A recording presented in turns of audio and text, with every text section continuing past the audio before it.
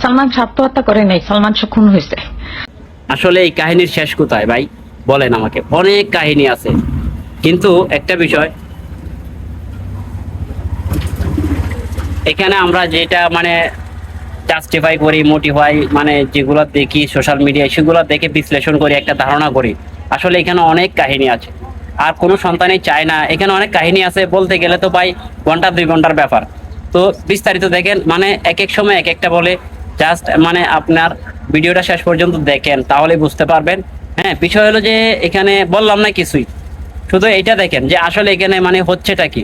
এখানে নিশ্চয়ই কোনো কাহিনী আছে, এদের দুনো ফ্যামিলিতেই হয়তো কোনো একটা গন্ডগোল আছেই, এটা হয়ে আসছে এবং মানে কি এখনো আছেই। দেখেন বাইরে ভাই, এই মহিলা কি বলে একবার শুনে যান। এক এক সময় এক এক কথা বলে। সালমান শাহর মাকে যে মেসেজ দিলেন রুবি সুলতানা, শুনেন আগে, তারপর আরো বিস্তারিত আছে। কোর্টে আমারে আনার ব্যবস্থা করেন, যেভাবে হোক কোর্টে নেওয়ার ব্যবস্থা করেন ভাবি। আমি চেষ্টা করবো এখানে বেঁচে থাকার জন্য, চেষ্টা করতেছি, তার জন্য বারবার কাহিনী পাল্টাচ্ছি। আমার উপায় নাই ভাবি, নাহলে আমার মেরে ফেলবে। এখন রুমের মধ্যে একটা ঢুকে বাসার মধ্যে বসে আছি, আমার হাজবেন্ড ঘুমাচ্ছে নিচে, এই জন্য ভাবি সুযোগ পেলাম। ভাবি আমারে না দেখলে আপনি এই কেস বন্ধ করবেন না প্লিজ, আমারে না হয় মেরে ফেলবে, বুঝতে পেরেছেন ভাবি? সুযোগ পেয়েছি দেখে বলছি, এরপরে আর কোনো ভিডিও দেবো না, শুধু জানাবো যে আমি ভালো আছি।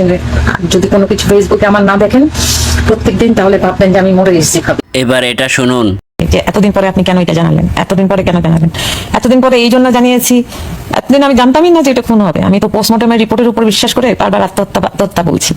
আমার তো এটা জানা ছিল না যে বাংলাদেশে এরকম হয়, যে পোস্টমর্টমের মধ্যেও কোনো না কোনো ভেজাল বা ডক্টররাও কোনো কিছু করতে পারে। এবার এটা শুনেন। স্বামীরাতে কেন জিজ্ঞেস করা হয় না?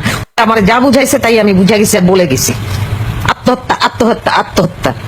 এখন বলুক দেখি যে আমার ছেলেরে কি জন্য কি দিছিল এই কাপড়ের পুটলির মধ্যে। 4 নম্বরে এটাও শুনেন। আসসালামু আলাইকুম। Mentally I was in the hospital for 2 weeks. আমি মেন্টালি সিক ছিলাম, তো দুই সপ্তাহে 2 হসপিটালে ছিলাম।